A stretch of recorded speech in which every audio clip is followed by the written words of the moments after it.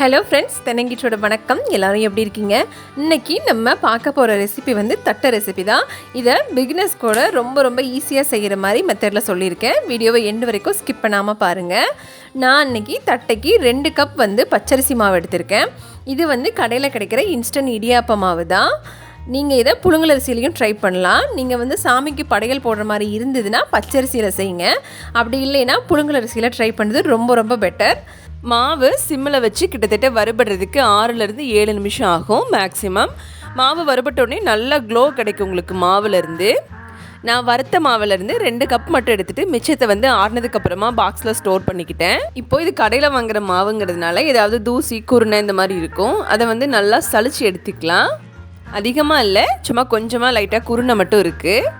அடுத்ததாக 1 கப் உளுந்தை வந்து நல்லா சிம்மில் வச்சு நல்லா கோல்டன் ப்ரௌன் ஆகிற வரைக்கும் வறுத்து எடுத்ததுக்கப்புறமா மிக்ஸி ஜாரில் வந்து நல்லா பவுடர் பண்ணி எடுத்துக்கலாம். இதை வந்து நம்ம ஃபுல்லாக சேர்க்க போகிறது கிடையாது. இதில் வந்து 2 டேபிள் ஸ்பூன் மட்டும்தான் சேர்க்க போகிறோம். இப்போ இதை சலிச்சு எடுத்துக்கலாம். இப்போது நம்ம சலிச்ச மாவுலேருந்து 2 டேபிள் ஸ்பூன் போல் சேர்த்துக்கிறேன். கூட நம்ம சலிச்சு எடுத்ததுலேருந்து இந்த குருணை இல்லைன்னா கப்பியை வந்து நம்ம பொரியல் மேலே தூவுறதுக்கு வந்து யூஸ் பண்ணிக்கலாம். அடுத்ததாக 1 டேபிள் ஸ்பூன் வந்து பொட்டுக்கடலை மாவு. இதையும் மிக்ஸி ஜாரில் நல்லா பொடியானதுக்கப்புறமா வந்து சலிச்சு எடுத்ததுக்கப்புறமா கூட சேர்த்துக்கிறேன். அடுத்ததாக 1 டேபிள் ஸ்பூன் வந்து கடலை மாவு. இதையும் சலிச்சு எடுத்து தான் கூட சேர்த்துக்கிறேன். அடுத்ததாக 1 டீஸ்பூன் வந்து மிளகாய்த்தூளுக்கு பதிலாக மிளகாயை வந்து 1-2 மிக்சியில் வந்து போட்டு பொடிச்சு எடுத்ததுக்கப்புறமா இது கூட சேர்த்துக்கலாம். அது இன்னும் ரொம்ப ஃப்ளேவராக டேஸ்ட்டாக இருக்கும். 1 teaspoon Kashmiri red chilli powder, 1/4 டீஸ்பூனுக்கும் கம்மியாக பெருங்காயம். அடுத்ததாக 1 டீஸ்பூன் வந்து ஓமத்தை இந்த மாதிரி கையில் வச்சு தேய்ச்சதுக்கப்புறமா கூட சேர்த்துக்கலாம். நான் இன்றைக்கி கடலைப்பருப்பை கிட்டத்தட்ட 1 மணி நேரத்துக்கு முன்னாடியே நல்லா களைஞ்சிட்டு ஊற வச்சிட்டேன். கடலைப்பருப்பை ரொம்ப அதிக நேரம் ஊற வச்சாலோ இல்லை கம்மியாக ஊற வச்சாலோ உங்களுக்கு வந்து ரொம்ப கிறிஸ்பியாக வராது. ரொம்ப நேரம் ஊற வச்சா தண்ணியை இழுத்து ரொம்ப சொதன்னு ஆகிடும். இப்போது இதிலேருந்து நான் 2 டேபிள் ஸ்பூன் போல் சேர்த்துக்கிறேன். அடுத்ததாக 1 டேபிள் ஸ்பூன் வந்து கருப்பு எள்ளை நல்லா வறுத்ததுக்கப்புறமா இந்த மாதிரி உள்ளங்கையில் வச்சு நல்லா தேய்ச்சி உள்ளே சேருங்க. அது வந்து ரொம்ப மணமாக வாசனையாக இருக்கும் உங்களுக்கு தட்டைக்கு. 10 பல் பூண்டை வந்து இந்த மாதிரி பொடியாக நறுக்கி கூட சேர்த்துக்கலாம். அடுத்ததாக ஃப்ரெஷ்ஷான கருவேப்பிலை. அடுத்ததாக உப்பை வந்து வெதுவெதுப்பான தண்ணியில் கலந்து கூட சேர்த்துக்கிறேன். இப்போ இதை நல்லா கையால் வந்து மிக்ஸ் பண்ணிக்கலாம். ஃபஸ்ட்டு உப்பு எல்லா இடத்துலையும் மிக்ஸ் ஆகிற மாதிரி. இது கூட நான் 2 டேபிள் ஸ்பூன் வந்து நல்லா சூடாக்கின எண்ணெய். இந்த மாதிரி ஊற்றுறப்போ நல்லா நுர வரணும் உங்களுக்கு. அந்தளவுக்கு எண்ணெய் சூடாக இருக்கணும். இப்போ இதை கரண்டியால் நல்லா மிக்ஸ் பண்ணதுக்கப்புறமா கையால் பிசைஞ்சுக்குங்க. சூடு ஆறுனதுக்கப்புறமா இந்த மாதிரி ஒரு மாதிரி மணல் மாதிரி இருக்கணும் உங்களுக்கு. பிடிச்சா வந்து பிடிக்க வரணும், அதே சமயம் உதிரியாக இருக்கணும். இதுதான் வந்து கரெக்டான பதம். இப்போ தண்ணி சேர்த்துக்கலாம். நம்ம அரிசி மாவு மட்டும் கணக்கில் எடுத்துக்கிட்டு 1 கப் அரிசி மாவுக்கு 1 கப் தண்ணி வந்து உங்களுக்கு கரெக்டாக இருக்கும். நான் தண்ணியை வந்து ஃபுல்லாக சேர்க்காமல் கொஞ்சமாக இந்த மாதிரி ஊற்றி கலருங்க. அப்போ தான் வந்து உங்களுக்கு கரெக்டான ஸ்டேஜுக்கு வரும். இந்த ஸ்டேஜில் உப்பு பத்தலைன்னா செக் பண்ணிவிட்டு கொஞ்சம் தண்ணியில் கரைச்சி கூட சேர்த்து மிக்ஸ் பண்ணிக்கோங்க. மாவை சப்பாத்தி மாவு பதத்துக்கு நல்லா பிசைஞ்சு எடுத்தாச்சு. மாவு உங்களுக்கு எடுத்து உருட்டுறப்போ வந்து நல்லா கிராக் இல்லாமல் வரணும். அப்போ தான் வந்து தட்டையோட சைடெல்லாம் உங்களுக்கு ரொம்ப வெடிப்பு இல்லாமல் நல்லா ஓரளவுக்கு நீட்டாக வரும்.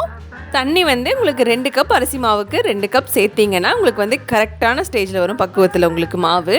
தெரியுதாப்போ உங்களுக்கு? நான் அமுத்தி காட்டுறேன். சைடில் வந்து ரொம்ப கிராக்கே இல்லை உங்களுக்கு. தண்ணி கரெக்டாக இருக்குன்னு அர்த்தம். உங்களுக்கு கிராக் இல்லைன்னா இப்போ இது மேலே நான் கொஞ்சோண்டு எண்ணெயை தடவி கிட்டத்தட்ட ஒரு 1/2 மணி நேரம் போல் ஊறட்டும் மாவு. மூடி வச்சிடுறேன்.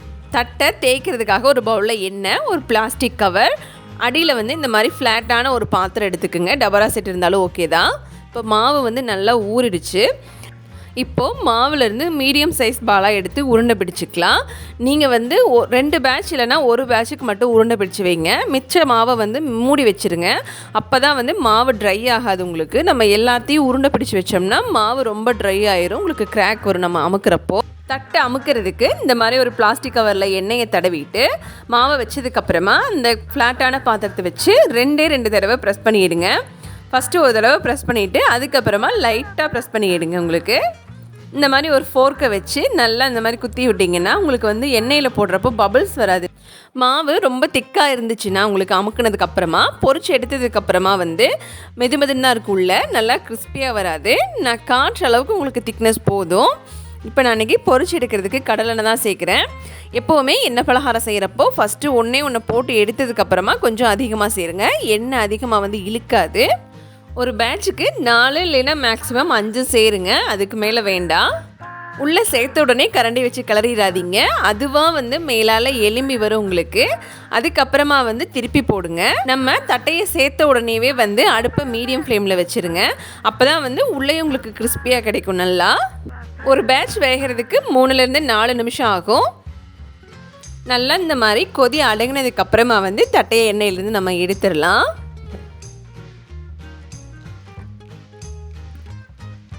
நம்ம வந்து காஷ்மீரி ரெட் சில்லி சேர்த்ததுனால கலர் வந்து நல்லா உங்களுக்கு பெர்ஃபெக்டாக கிடைக்கும் உங்களுக்கு. எனக்கு 2 கப் அரிசி மாவுலேருந்து கிட்டத்தட்ட 50 தட்டைக்கு பக்கமாக கிடச்சிருக்கு. எண்ணெயும் அந்த அளவுக்கு அதிகமாக குடிக்கல, கொஞ்சமாக தான் இறங்கியிருக்கு எனக்கு. அது கரெக்டான பக்குவத்தில் இருந்ததுன்னா உங்களுக்கு எண்ணெய் குடிக்காது. இந்த தட்டையை நீங்கள் பச்சரிசி மாவில் ட்ரை பண்ணுறதை விட புழுங்கலரிசி மாவில் ட்ரை பண்ணிங்கன்னா உங்களுக்கு 1 வாரம் ஆனாலும் கடுக்குன்னு இருக்காது. நல்லா கிறிஸ்பியாக மொறுன்னு இருக்கும். கண்டிப்பாக ரெசிபியை ட்ரை பண்ணுங்கள். ட்ரை பண்ணிவிட்டு உங்கள் ஃபீட்பேக்கை ஷேர் பண்ணுங்கள். வீடியோ பிடிச்சிருந்தா ஒரு பிக் தம்ஸ் அப் கொடுங்க. உங்கள் ஃப்ரெண்ட்ஸ் அண்ட் ஃபேமிலி கூட ஷேர் பண்ணுங்கள். தேங்க்ஸ் ஃபார் வாட்சிங்.